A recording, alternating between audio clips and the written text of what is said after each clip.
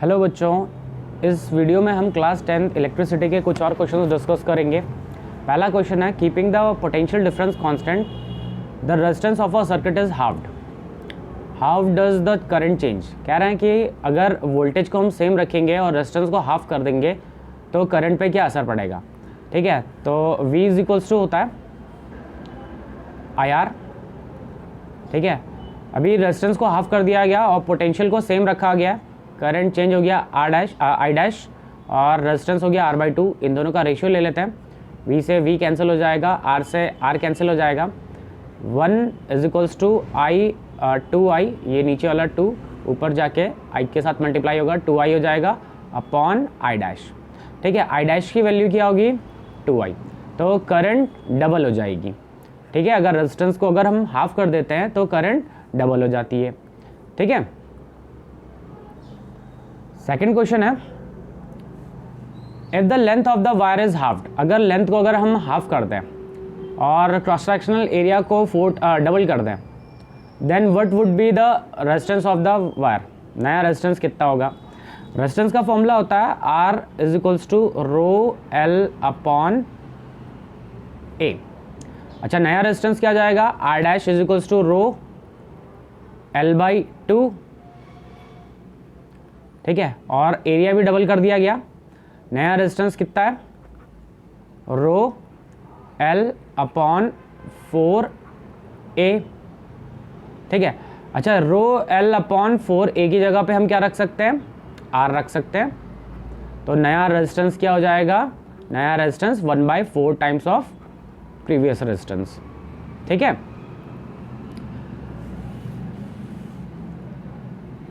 Question number 3 है, in which type of combination of different resistor will have the same value of electric current. अच्छा, किस तरीके के combination में current same रहती है, तो सीरीज कॉम्बिनेशन में। सीरीज कॉम्बिनेशन कुछ इस तरीके का होता है। ठीक है, तो सीरीज कॉम्बिनेशन में करंट सेम रहती है। ओके,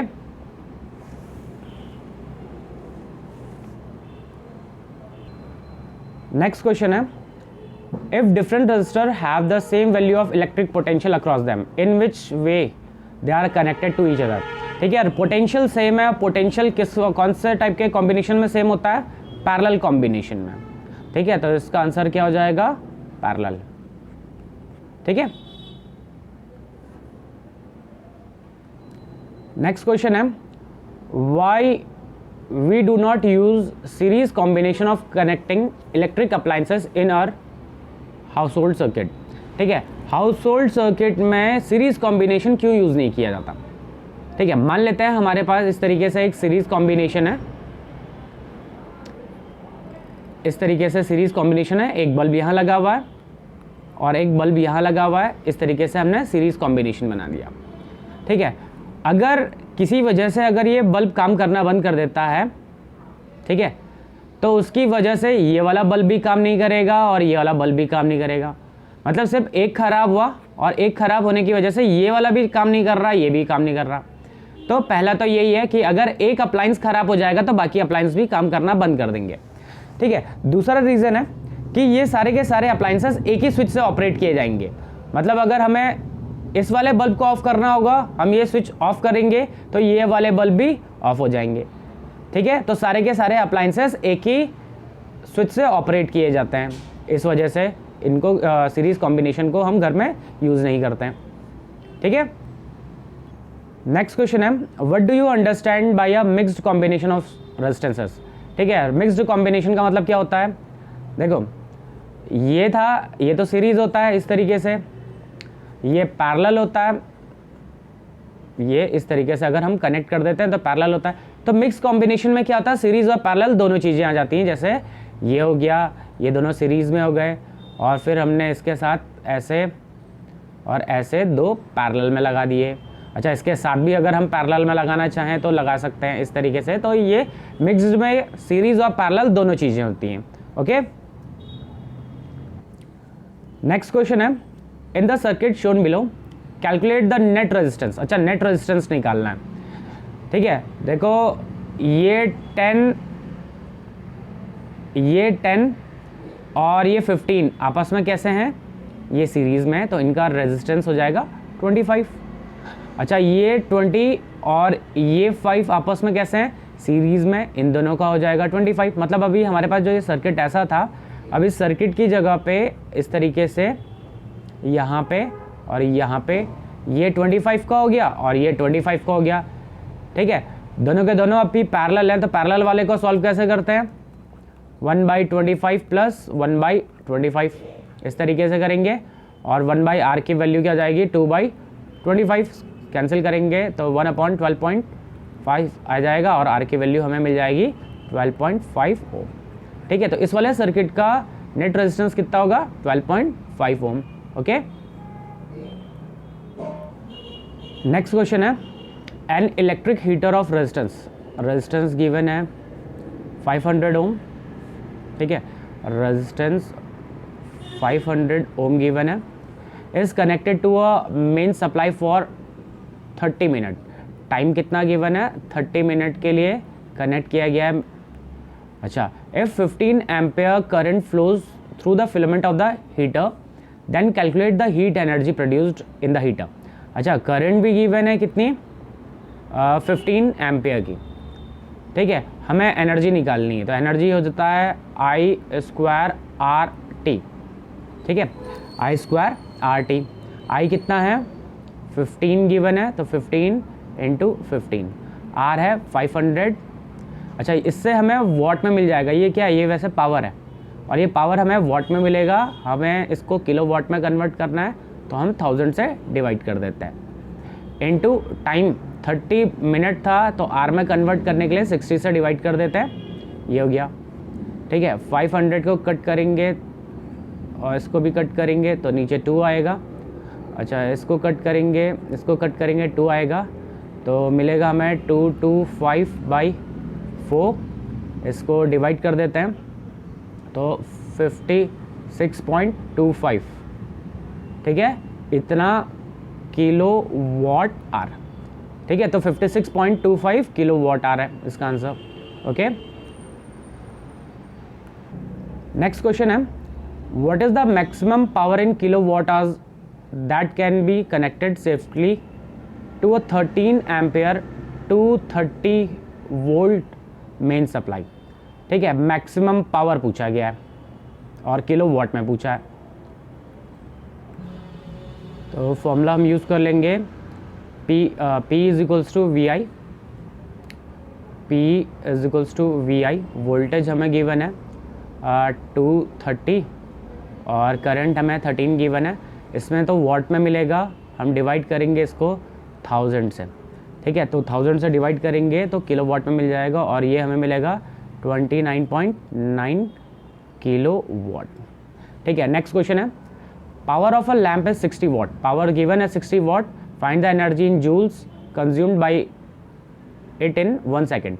अच्छा, एनर्जी क्या होता है, power into time, power 60 watt given है, टाइम 1 सेकेंड गिवन है, कितना आ जाएगा, 60 जूल आ जाएगा इसका आंसर। ओके, नेक्स्ट क्वेश्चन है, relate 1 kilowatt and SI unit of energy. अच्छा, एसआई यूनिट कौन सी होती है, जूल होती है। ठीक है, मतलब 1 किलो वॉट को जूल में कन्वर्ट करना है। देखो 1 किलो वॉट आर होता है 1 किलो वॉट इंटू 1 आर। ठीक है, 1 किलो वॉट का मतलब होता है 1000 वॉट, और 1 आर का मतलब होता है 3600 सेकेंड। ठीक है, इसको मल्टीप्लाई करेंगे तो 3 6 1 2 3 4 और 1 5 इतना जूल। अच्छा, इसी चीज़ को कैसे लिख सकते हैं, 3.6 इंटू 10⁻6 जूल। ठीक है, नेक्स्ट क्वेश्चन है, यू आर गिवन 3 बल्ब्स, एक 40, एक 60 वॉट का और एक 100 वॉट का, which of them has lower resistance. ठीक है, इन तीनों में से सबसे कम रेजिस्टेंस किसका होगा। अच्छा, हमें पता है P is equals to V²/R होता है। ठीक है, अच्छा, इन तीनों को हमने कैसे कनेक्ट किया, सेम वोल्टेज के क्रॉस करेंगे तो V की वैल्यू तो सेम हो जाएगी, मतलब P इन्वर्सली प्रोपोर्शनल हो जाएगा किसके, R के। अच्छा, अच्छा, या फिर इसको ऐसे लिख सकते हैं, R is inversely proportional to P, मतलब जिसका पावर ज़्यादा होगा उसका रेजिस्टेंस कम होगा, तो तो पावर ज़्यादा किसका है, 100 वाट का पावर ज़्यादा है, तो इसका रेजिस्टेंस सबसे कम होगा। ठीक है,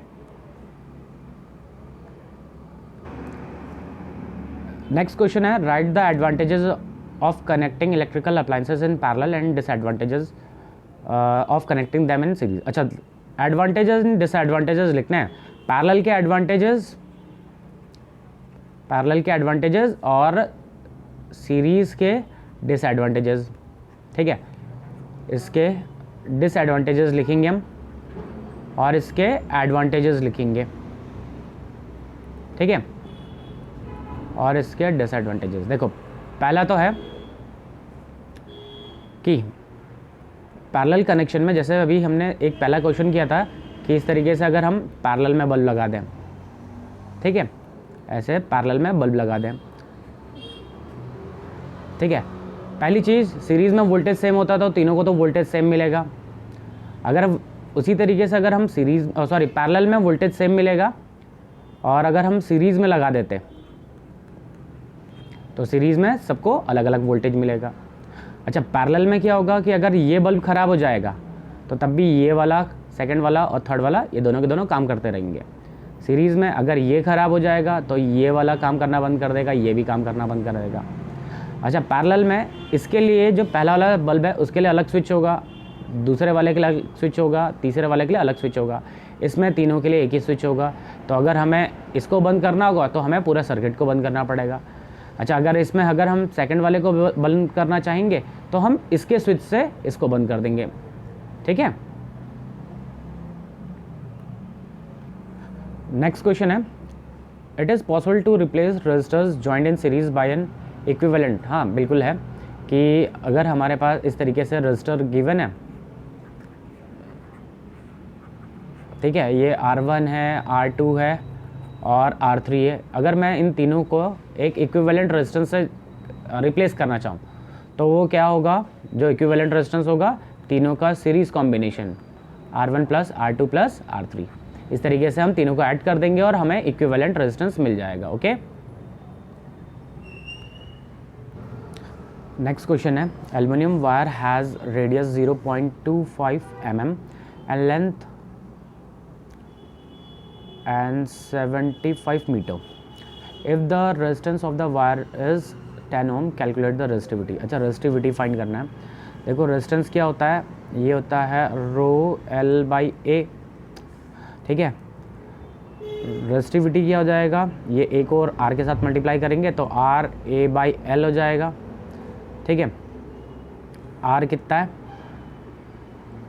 आर है 10, एरिया, अच्छा एरिया क्या हो जाएगा, आपके पास रेडियस 0.25 mm गिवन था तो एरिया हो जाएगा 22/7 पाई आर स्क्वायर, मतलब 22/7 25 इंटू 25 इंटू 10⁻⁻10। ठीक है, ये हो गया आर स्क्वायर हो गया, यहाँ पे mm में था, हमने इसको मीटर में कन्वर्ट कर दिया, तो मीटर में कन्वर्ट करने की वजह से 10⁻10 लग गया। ठीक है, तो इसको डायरेक्ट यहाँ पे यूज़ कर देते हैं, तो 22/7 और इंटू 25 इंटू 25 इंटू 10⁻10/75। ठीक है, इसको कैंसिल कर देते हैं, 5 को 25 को 75 के साथ कैंसिल करेंगे तो ये हो जाएगा, नीचे 3 बच जाएगा, ऊपर आएगा 5500 इंटू 10⁻10 डिवाइडेड बाई 21। अच्छा, इसको सिंप्लीफाई करेंगे और सिंप्लीफाई करने के बाद मिलेगा 2.6 इंटू 10⁻8 ओम मीटर। ठीक है, क्योंकि रेजिस्टिविटी फाइंड करना था तो रेजिस्टिविटी की यूनिट क्या होती है, ओम मीटर होती है। ओके, नेक्स्ट क्वेश्चन है, you are given 3 resistors of 3 ohm and you are asked to get all the possible values of the resistances, and when you connect them in different combination, how many values of resistances। देखो, कह रहे हैं कि हमारे पास 3 ओम के resistances given है। अब कह रहे हैं कि अलग अलग तरीक़ों से कैसे कैसे कनेक्ट कर दें कि हमें अलग अलग रेजिस्टेंसेस मिल जाएँ। तो क्या क्या तरीके हैं, पहला तरीका है कि हम इनको सीरीज़ में कर लें। तो सीरीज़ में तो डायरेक्ट पता है कि तीनों के तीनों ऐड हो जाएंगे, 9 ओम हो जाएगा। दूसरा तरीका क्या है कि इसको हम पैरेलल में कर रहे हैं, पैरेलल में 1/3 प्लस 1/3 प्लस 1/3 ऐड करेंगे तो इसका पैरेलल में हमें कितना मिलेगा, 1/3 प्लस 1/3 प्लस 1/3 करेंगे, ठीक है, तो पैरेलल में हमें 1 ओम मिल जाएगा। ठीक है, अगला तरीका है कि हम क्या करें, 2 को इस तरीके से पैरेलल में लगा देते हैं और एक को उसके साथ सीरीज़ में लगा लेते हैं। तो ये था 3, ये था 3, ये था 3। इसको सॉल्व करेंगे तो सॉल्व करके इसका 4.5 ओम रेजिस्टेंस मिल जाएगा। अच्छा, एक और तरीका है, किस तरीके से लगा सकते हैं हम, ऐसे कि 2 को सीरीज़ में लगा देते हैं और उनके साथ एक को पैरेलल में लगा देते हैं। ये 3 है, ये 3 है, ये 3 है, तो इन दोनों का तो 6 हो जाएगा और ये 6 और जो ये 3 है आपस में पैरेलल में होंगे तो इनका इक्विवेलेंट रेजिस्टेंस 2 ओम आ जाएगा। ठीक है, तो ये 4 तरीके हैं इनको कनेक्ट करने के। ओके, नेक्स्ट क्वेश्चन है, find the current drawn from the battery by network of 4 resistors. ठीक है, कह रहे हैं कि इस तरीके से 4 रेजिस्टर्स का कॉम्बिनेशन गिवन है, तो इस बैटरी से कितनी करंट निकलेगी। ठीक है, तो पहले तो हम इसका इक्विवेलेंट रेजिस्टेंस निकाल लेते हैं। उसको निकालने के लिए हम यहाँ से एक करंट को भेजेंगे, ये करंट इस पॉइंट पे जाके डिवाइड होगी, तो एक करंट तो इधर चली जाएगी और एक करंट इधर। अच्छा, जो ये वाली जो करंट है इस 10 ओम में और इस 10 ओम में क्या है, सेम है, क्योंकि दिख रहा होगा कि यहाँ से जो करंट जा रही थी तो उसको कहीं पे भी रास्ता नहीं मिल रहा और। ठीक है, अच्छा, ये नीचे वाली जो करंट आ रही ये इस तरीके से आ रही, इस तरीके से आ रही, मतलब ये ऊपर वाले दोनों आपस में कैसे हैं, सीरीज़ में, और ये नीचे वाले आपस में कैसे हैं, सीरीज़ में। तो ऊपर वालों का कितना हो जाएगा, 20 और 20 नीचे वालों का होगा। ठीक है, तो हमारे पास जो नया डायग्राम मिलेगा वो कुछ इस तरीके का मिलेगा।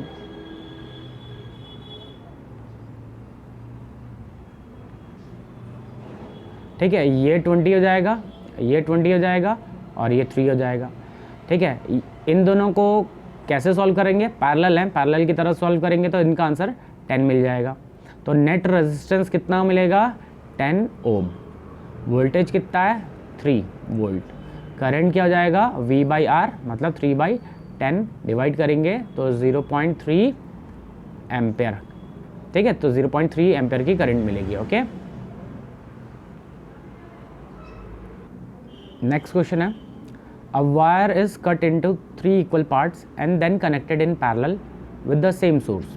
ठीक है, how will it resistance and resistivity get affected, how would the total current and the current through the parts change. देखो क्या रहा है कि एक वायर है, इसको अगर हम 3 इक्वल पार्ट्स में डिवाइड कर देते हैं, ये वायर है,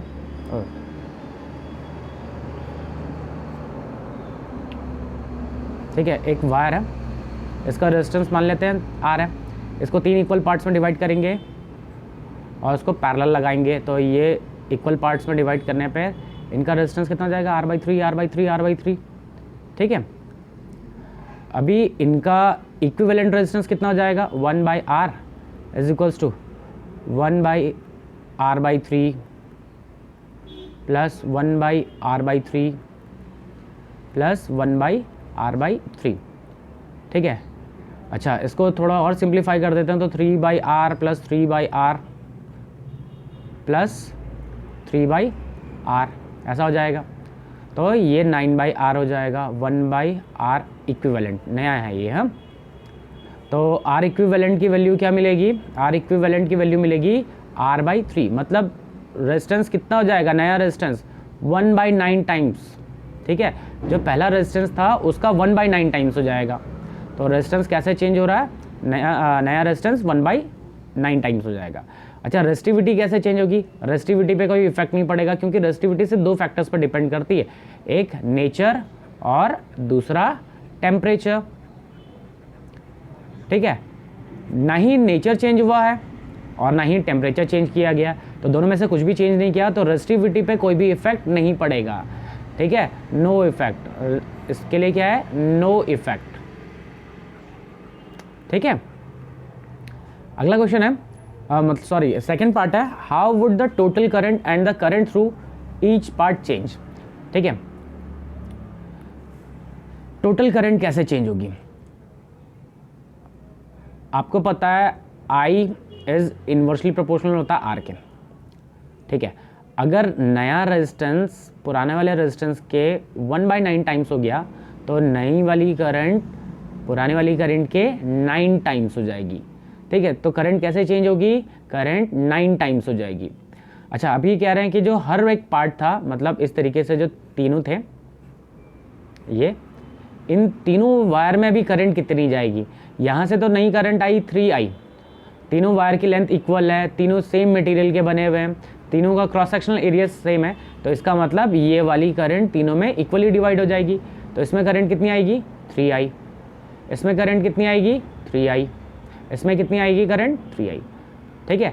तो पूरे सर्किट का करंट कैसे चेंज हुआ, पूरे सर्किट का करंट 9I हो गया और हर पार्ट के थ्रू करंट कितना हो गया 3I 3I 3I हो गया, ठीक है।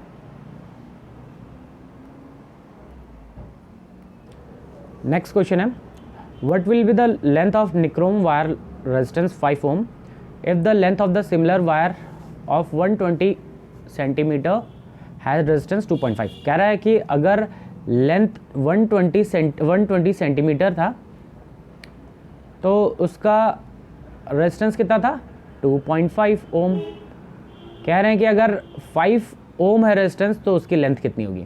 तो पता है कि भाई R डायरेक्टली प्रोपोर्शनल होता है L के, ठीक है। तो R1/R2 is equals to L1/L2 use कर लेते हैं। R1 कितना है 2.5, R2 कितना है 5, R1 कितना है सॉरी L1 कितना है 120, L2 कितना है L2 फाइंड करना है। ये कैंसिल करेंगे, इधर 2 हो जाएगा और L2 की वैल्यू यहाँ से हमें मिल जाएगी 240 सेंटीमीटर, ठीक है। नेक्स्ट क्वेश्चन है, out of the following bulbs are rated 40 वाट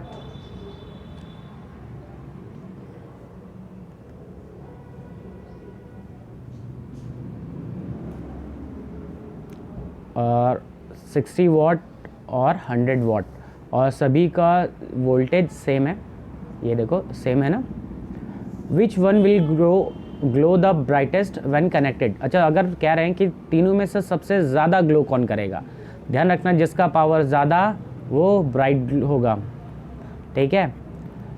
तो सबसे ज़्यादा पावर किसका है 100 वाट वाला, तो सबसे ज़्यादा ग्लो कौन करेगा, सबसे ज़्यादा ब्राइट ग्लो कौन करेगा 100 वाट, मतलब जिसका पावर ज़्यादा वो ज़्यादा ब्राइट ग्लो करेगा अगर हमने सेम वोल्टेज के अक्रॉस कनेक्ट कर दिया, ठीक है।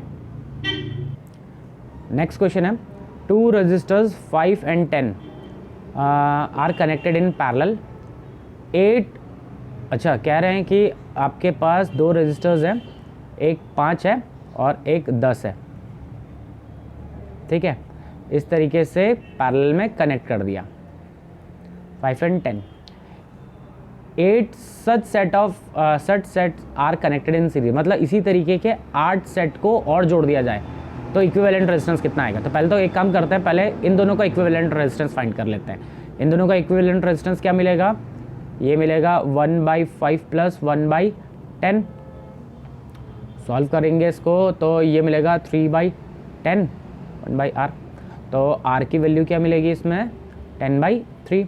मतलब अगर एक सेट होता तो एक सेट का रेजिस्टेंस कितना होता 10/3। अच्छा, इसी तरीके के कितने सेट लगा रखे हैं 8 सेट और सभी के सभी सीरीज़ में, मतलब 10/3 प्लस 10/3 प्लस 10/3। कब तक ऐड करते जाना है 8 तक ऐड करना है, तो हम सिंपली क्या कर देते हैं 8 से मल्टीप्लाई कर देते हैं। तो नया इक्विवेलेंट रेजिस्टेंस कितना मिल जाएगा 80/3 ओम, ठीक है। नेक्स्ट क्वेश्चन है, in the circuit shown in the figure calculate the current through the arms AB AC और CDE। मतलब AB ये है AB, इसमें करंट फाइंड करनी, AC और CDE में। अच्छा, एक चीज़ तो ध्यान रखना कि जो जितनी करंट AC में होगी उतनी ही करंट CDE में होगी, ठीक है। तो AC और CDE में करंट सेम होगी और AB में अलग होगी करंट। तो AB का करंट कैसे निकलेगा। अच्छा देखो, ये ऊपर वाली, ये नीचे वाली ब्रांच और ऊपर वाली ब्रांच इस 1.5 वोल्ट के साथ कैसे लगे हुए हैं पैरेलल में, मतलब दोनों का वोल्टेज 1.5 है, ठीक है। और इसमें करंट चाहिए, इसको I1 लिख देते हैं फिलहाल के लिए। और इसको I2 लिख देते हैं। तो I1 की वैल्यू क्या मिलेगी हमें? I1 की वैल्यू मिलेगी V/R। V कितना है? 1.5। R कितना है? 12 है। पॉइंट हटेगा, 0 आएगा, काटते हैं, 1/8। ठीक है, तो I1 की वैल्यू कितनी हो गई? 1/8 एम्पियर। ठीक है, AC और CDE में पूछा है, तो AC और CDE में करंट सेम रहेगी। तो पहले तो हमें इसके लिए इनका इक्विवेलेंट रेजिस्टेंस निकालना पड़ेगा, और इनका इक्विवेलेंट रेजिस्टेंस कितना आएगा? इनका इक्विवेलेंट रेजिस्टेंस मिलेगा 6 + 4 10 ओम। ठीक है, अभी I2 निकालना है तो V/R हो जाएगा। V कितना है? 1.5। R कितना है? 10 है। तो ये आ जाएगा 0.15 एम्पियर। ठीक है, अगला पार्ट क्या रहा है? पोटेंशियल डिफरेंस अक्रॉस AB के अक्रॉस पोटेंशियल डिफरेंस कितना होगा भाई? AB के अक्रॉस तो पोटेंशियल डिफरेंस 1.5 ही होगा, क्योंकि दिख रहा है कि इसके ये वाला जो टर्मिनल है A और B, ये देखो ये बैटरी के साथ डायरेक्ट कनेक्टेड है ना ऐसा, तो ये हो जाएगा। अच्छा, CD और DE में पूछा है। ठीक है, CD और DE में पूछा है, तो इसमें करंट कितनी थी? CD में ICDE, मतलब इसमें करंट 0.15 थी। ठीक है, तो वोल्टेज कितना हो जाएगा? CD के क्रॉस वोल्टेज हो जाएगा 0.15 × 6। ठीक है, मल्टीप्लाई कर देते हैं, ये 0। ठीक है, तो 0.9 वोल्ट हो जाएगा। ओके, अच्छा, और VDE कितना हो जाएगा? करंट कितनी थी? करंट इसमें 0.15, रेजिस्टेंस है इसका 4, तो 0.6 वोल्ट हो जाएगा। ठीक है, अगला क्वेश्चन है, find the equivalent resistance of the following combination. ठीक है, इस कॉम्बिनेशन का इक्विवेलेंट रेजिस्टेंस निकालना है, तो इसको तो डायरेक्ट कर लेते हैं। 6 और 12 का, ये दोनों के दोनों कैसे हैं? पैरेलल में, तो इनका रेजिस्टेंस कितना हो जाएगा? इनका रेजिस्टेंस आएगा 4 ओम। ठीक है, पैरेलल वाला आप कर लेना कैसा। ठीक, अब ये जो सर्किट पहले ऐसा था, अभी वो कैसा बन जाएगा? ये सर्किट ऐसा बन गया कि ये 4 हो गया, साथ में 4 लगा हुआ है, नीचे कितना है? 3 है, और इधर 5 है। ठीक है, इन दोनों का 8 हो जाएगा। 3 + 5, इन दोनों का भी 8 हो जाएगा। ये 8 और ये 8 आपस में कैसे हैं? पैरेलल है। तो पैरेलल वालों को आपको पता है 1/R1 + 1/R2 करके सॉल्व करते हैं, तो इसका सिंपली 4 ओम हो जाएगा। इस सर्किट का इक्विवेलेंट रेजिस्टेंस 4 ओम हो जाएगा। ओके, नेक्स्ट क्वेश्चन है, what is the minimum resistance which can be made using 5 resistors each of 1/5 ohm. ठीक है, क्वेश्चन कह रहा है कि आपके पास 5 1/5 ओम के रेजिस्टेंस गिवन है, इनसे मिनिमम रेजिस्टेंसेस बनाना। तो ध्यान रखना, अगर आपको मैक्सिमम चाहिए होगा तो उसको सीरीज़ में कनेक्ट कर देना। अगर आपको मिनिमम चाहिए होगा तो मिनिमम के लिए उसको पैरेलल में कनेक्ट कर देना। ठीक है, तो 1/5 इन सबको पैरेलल में कनेक्ट कर देते हैं, तो 1/R इक्विवेलेंट क्या मिलेगा? 1/1/5 + 1/1/5 + 1/1/5 + 1/1/5 + 1/1/5। ठीक है, तो ये सिंपली 1/R इक्विवेलेंट किसके इक्वल आ जाएगा? ये 5 सबसे ऊपर चला जाएगा और ये 25 हो जाएगा, और R इक्विवेलेंट की वैल्यू क्या आएगी? 1/25 ओम। ठीक है, तो अगर आपके पास 1/5 ओम के 5 रेजिस्टेंसेस गिवन है, तो उनका इक्विवेलेंट किसके बराबर आएगा? 1/25 ओम के बराबर आएगा। ओके,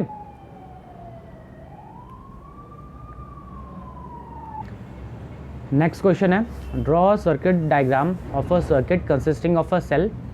ठीक है, एक सर्किट डायग्राम बनाना है, तो इस तरीके से बनेगा। एक सेल है, ये है 1.5 वोल्ट का, एक रजिस्टर है 10 ओम का, और एक प्लग की बनानी है बस, तो एक की बना देते हैं ऐसे। ठीक है, इस तरीके से। तो ये वोल्टेज हो गया 1.5, ये इसका रेजिस्टेंस हो गया 10 ओम और ये प्लग की हो गया। ओके, नेक्स्ट क्वेश्चन है should the resistance of ammeter be low और हाई। अच्छा, कह रहा है कि एमीटर का रेजिस्टेंस कैसा होना चाहिए, लो होना चाहिए कि हाई। तो एमीटर का रेजिस्टेंस लो होना चाहिए। ठीक है, एमीटर का रेजिस्टेंस लो होना चाहिए। क्यों होना चाहिए लो? क्योंकि भाई एमीटर का काम क्या है, एमीटर का काम है कि इससे करंट फ्लो हो सके, करंट को मेज़र करना है इससे। ठीक है, और करंट तभी मेज़र कर पाएगा जब ये करंट को अलाउ करेगा, और करंट को ये तभी अलाउ करेगा जब इसका रेजिस्टेंस कम होगा। ठीक है, नेक्स्ट क्वेश्चन है 2 electric bulbs A and B are marked 40 watt and 220 volt, 60 watt, 220 volt respectively. Which one of them have higher resistance? Higher resistance किसका है? तो P is inversely proportional to R। ठीक है, जिसका पावर ज़्यादा उसका resistance कम। Power ज़्यादा किसका है? 60 वाट का, और कम किसका है? 40 वाट का। पूछा क्या है? ग्रेटर किसका आएगा? तो जिसका पावर कम है उसका रेजिस्टेंस ज़्यादा, तो 40 वाट वाले का रेजिस्टेंस ज़्यादा होगा। ओके, नेक्स्ट क्वेश्चन है table gives the resistivity of the 3 materials. ठीक है, 3 मटेरियल्स की रेजिस्टिविटी गिवन है, A B C की रेजिस्टिविटी गिवन है। क्वेश्चन है which one of them is a best conductor, मतलब अच्छा कंडक्टर कौन है? जिसकी रेजिस्टिविटी कम होगी वो अच्छा कंडक्टर, और सबसे कम रेजिस्टिविटी वाला कौन है? देखो ये तो नहीं है, इसमें पावर 17 है तो ये तो नहीं हो सकता। इसमें पावर -6 है और इसमें पावर -8 है, तो इसका मतलब सबसे कम रेजिस्टिविटी किसकी है? इसकी। ठीक है, तो सबसे कम रेजिस्टिविटी किसकी है? A की। इसका मतलब सबसे अच्छा कंडक्टर कौन है? A। Which is an insulator, सबसे ज़्यादा रेजिस्टिविटी वाला इंसुलेटर, तो सबसे ज़्यादा रेजिस्टिविटी किसकी है? B की है। तो अच्छा इंसुलेटर कौन है? B, क्योंकि ये इसकी रेजिस्टिविटी ज़्यादा है तो ये करंट को अलाउ नहीं करेगा। क्वेश्चन है अगला, a wire of resistivity rho है ये हम is stretched to twice its length. मतलब कह रहे हैं कि रेजिस्टिविटी रो है और उसको स्ट्रेच करके ट्वाइस कर दिया गया है, तो नई रेजिस्टिविटी क्या होगी? तो ध्यान रखना, नई रेजिस्टिविटी पे कोई भी इफेक्ट नहीं पड़ेगा। क्यों नहीं पड़ेगा? क्योंकि भाई रेजिस्टिविटी सिर्फ 2 ही फैक्टर्स पर डिपेंडेंट थी, एक मटेरियल पे, नेचर पे, और दूसरा टेम्परेचर पे। तो ना ही मटेरियल चेंज किया गया है, ना ही टेम्परेचर चेंज किया गया है। ठीक है, नेक्स्ट क्वेश्चन है how can 3 resistance of 2, 3, 6 ohm be connected so as to give a total resistance of 1 ohm. कह रहे हैं कि 2, 3, 6 को किस तरीके से लगाएं कि उनका नेट रेजिस्टेंस 1 ओम हो जाए। तो 1 ओम के लिए क्या करेंगे, हम उनको सिंपली पैरेलल में लगा देते हैं। तो पैरेलल में हो जाएगा 1/2 + 1/3 + 1/6। इसको सॉल्व कर लेते हैं, एलसीएम 6 आ गया, ये 3 आएगा, ये 2 आएगा, ये 1 आएगा, ये आएगा 6/6, कैंसिल करेंगे 1, रेसिप्रोकल करेंगे तो R की वैल्यू 1 मिल जाएगी। ठीक है, नेक्स्ट क्वेश्चन है the resistance of a metal wire of length 1 metre. Length given है, रेजिस्टेंस उसका 25 ओम गिवन है, टेम्परेचर गिवन है। If the diameter of the wire is 0.3 mm, what should be the resistivity. ठीक है, देखो इस समय डायमीटर गिवन है हमें। ओके,